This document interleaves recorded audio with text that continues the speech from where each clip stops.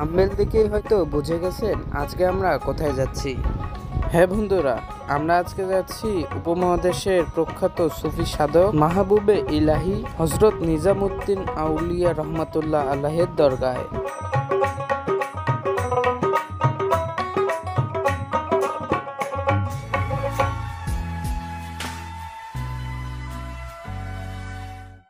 হযরত নিজামুদ্দিন আউলিয়াকে ঘিরে এই উপমহাদেশে অনেক কিচ্ছা কাহিনী প্রচলিত রয়েছে।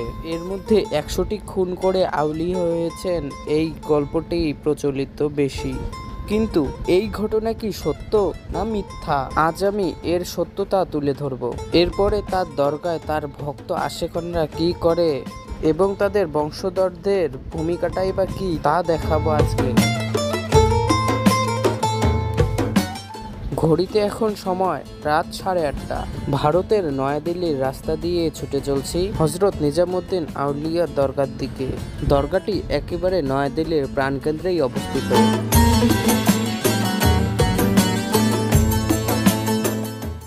রাতের বেলা দিল্লির সৌন্দর্য অন্যরকম। শুনেছি দীপাবলির রাতে দিল্লি নতুন করে সাজে। আমরা যখন দরগার দিকে এগিয়ে যাচ্ছিলাম, দিল্লির রাতের পরিবেশ আমাকে ভীষণভাবে মুগ্ধ করে। মাত্র 15 মিনিটের মধ্যেই পৌঁছে গেলাম দরগার কাছে। অটো থেকে নেমে এই রাস্তা দিয়ে একটু সোজায় গেলে পাওয়া যাবে মূল দরগা। কিন্তু এখানে আসায় আমি রীতিমতো অবাক। এসব দোকান থেকে কবরে দেওয়ার জন্য চাদর কিনতে হবে আতর, ফুল, গোলাপ জল, সুতা। এগুলো না কিনলে নাকি মাজারে প্রবেশ করতে নাকি দেয়া হবে না।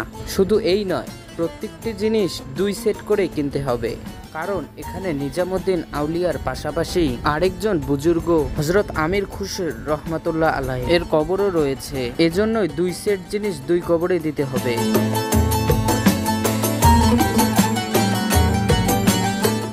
এখানকার এই পরিবেশ দেখে বুঝলাম এখানে কবরকে ঘিরে এক ধরনের রমরমা ব্যবসা চলছে। মাজারের যত কাছাকাছি যেতে থাকছি ততই যেন অবাক হচ্ছি। মনে হচ্ছে আমি কি ভুল রাস্তায় চলে এলাম নাকি।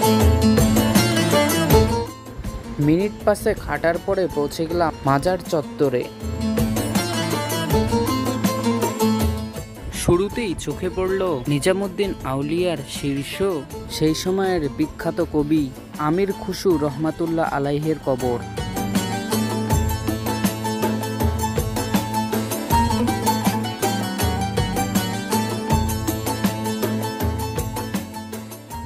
সেখানে দেখলাম স্বেচ্ছাসেবিকরা আগতদের হাত থেকে রঙিন কাপড়টি নিয়ে কবরের উপর বিছিয়ে দিচ্ছে। কেন কবরের উপর এগুলো বিছিয়ে দিচ্ছেন জানি না। কিছু মানুষকে দেখলাম কবরে সিজদা করছেন। মনের বাসনা পূরণের জন্য কবরের কাছে অনেক কিছু চাচ্ছেন তাদের ভক্তরা। কেউ কেউ কবরকে সালাম করছেন।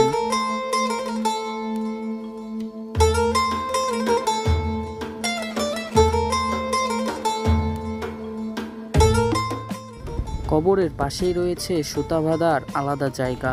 যে দেয়ালে সুতো বাঁধা হচ্ছে সে দেয়ালকে বলা হয় জাফরি দেয়াল। এখানে পবিত্র নিয়তে সুতা বাঁধলে নাকি মনের আশা পূরণ হয়। খেয়াল করে দেখলাম দেয়ালে হাজার হাজার সুতো বাঁধা।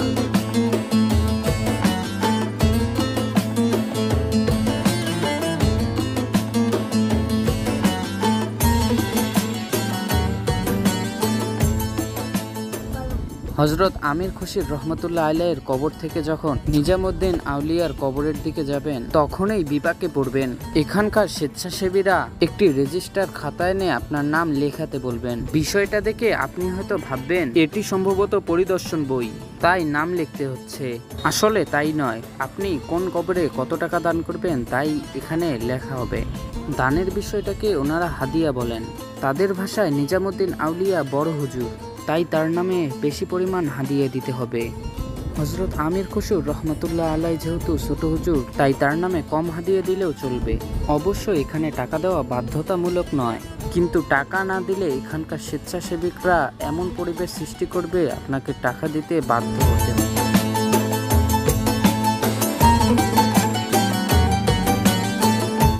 যাই হোক, এখানকার সব আনুষ্ঠানিকতা শেষ করে যখন নিজামুদ্দিন আউলিয়ার কবরের দিকে যাবেন, তখন ওই একই বন্ধুরা, আপনাদেরকে একটি গুরুত্বপূর্ণ কথা জানাই। দরগা এসে কোনো রকম প্রশ্ন বা কাউকে কিছু জিজ্ঞাসা করা যাবে না। আপনি কাউকে যদি কিছু জিজ্ঞেস করেন, এখানকার স্বেচ্ছাসেবিকরা বুঝে যাবে যে আপনি এখানে নতুন এসেছেন আর আপনার কাছ থেকে প্রচুর পরিমাণ অর্থ নিয়ে চলে যাবে।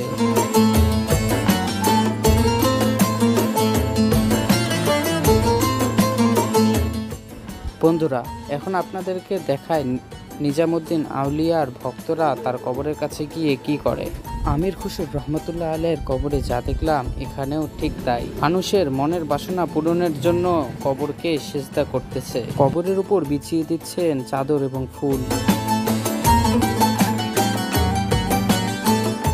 এখানে একটি বিষয় স্পষ্ট করতে চাই, সৃষ্টিকর্তার কাছে কোনো কিছু না চেয়ে কবরে সেজদা করে কোনো কিছু মানত করা বা দেয়ালে সুতো বেঁধে মনের আশা পূরণের জন্য এগুলো করা, এ সম্পর্কে আমি কোনো মন্তব্য করব না, কারণ আমি কোনো স্কলার নই। আমি নিজে চোখে যা দেখেছি ভিডিওতে আপনাদেরকে তাই দেখাচ্ছি।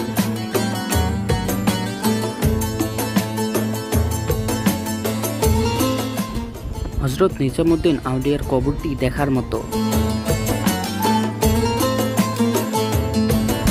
দরগাটি যেমন নিজামুদ্দিন আউলিয়ার স্মৃতি বহন করছে, তেমনি মুঘল সম্রাটের বহু স্মৃতি বহন করছে। নিজামুদ্দিন আউলিয়ার জন্ম 1238 সালে উত্তরপ্রদেশের বাদায়নে।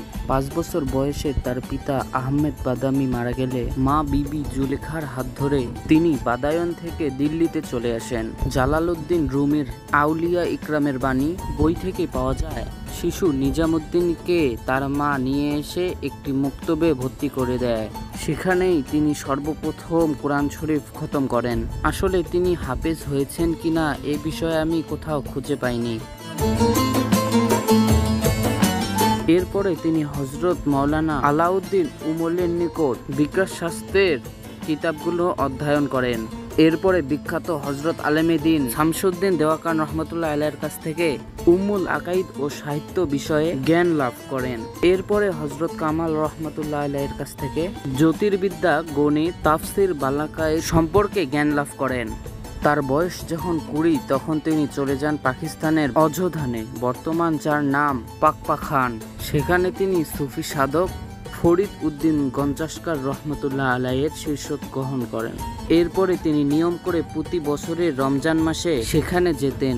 কিন্তু তৃতীয়বার তিনি যখন গজধানে যান, তখন ফরিদ উদ্দিন গঞ্জাস্কার রহমতুল্লাহ আলাইহি তাকে খলিফা হিসেবে মনোনীত করেন। এরপর ফরিদ উদ্দিন গঞ্জাস্কার মারা গেলে এরপরে নিজামুদ্দিন আউলিয়া দিল্লিতে চলে এসে স্থায়ীভাবে বসবাস শুরু করে। ফরিদ উদ্দিন গঞ্জাস্কার রহমতুল্লাহ আলাইহির কাছ থেকে দিল্লিতে ফিরে আসার এই ঘটনাকে নিয়ে বাংলায় একটি গান রচিত হয়, ধন্য ধন্য মেরা সিলসিলা। জার্মানির সংবাদ মাধ্যম ডয়চে ভেলেতে বলা হয়েছে, নিজামুদ্দিন বিশ্বাস করতেন ঈশ্বর বাস করে প্রতিটি মানুষের হৃদয়ে, ভালোবাসা দিয়ে সেই ঈশ্বরকে জয় করা যায়। তাই তিনি ধর্ম নিয়ে মানুষকে শ্রেণীকরণ না করে ধনী গরিব ভেদাভেদ ফেলে সকলকে একসঙ্গে এগিয়ে যাওয়ার পরামর্শ দেন। নিজামুদ্দিন আউলিয়া 1325 সালে 3 এপ্রিল মারা যান। পঞ্চদশ শতাব্দীতে মোগল সম্রাটের উজির আবুল ফজল নিজামুদ্দিন আউলিয়া সাদামাটা জীবন এবং ধর্ম নিয়ে মানুষকে শ্রেণীকরণ না করার তার আইন ই আকবরীতে উল্লেখ করেন।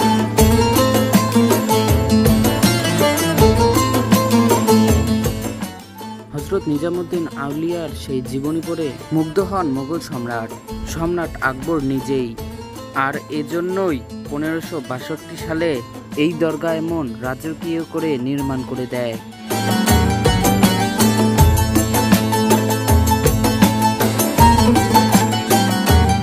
নিজামুদ্দিন আউলিয়ার মৃত্যুর পর থেকে আজ পর্যন্ত তার বংশধররাই এটি এভাবে পরিচালনা করে আসছে।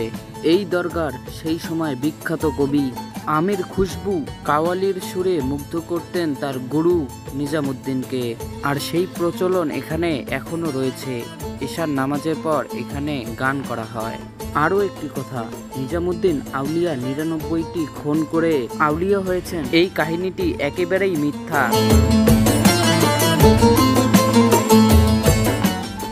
তো বন্ধুরা, এই ছিল নিজামুদ্দিন আউলিয়ার কবর বা যে মাজারটি রয়েছে তার ভিডিও। তো আমার ভিডিও যদি ভালো লেগে থাকে চ্যানেলটি সাবস্ক্রাইব করবেন এবং এই ভিডিওটা ভালো লাগলে এই ভিডিওতে একটি লাইক দিয়ে কমেন্ট করে জানাবেন আপনার কাছে কেমন লাগলো। তো সবাই ভালো থাকবেন, সুস্থ থাকবেন, আল্লাহ হাফেজ।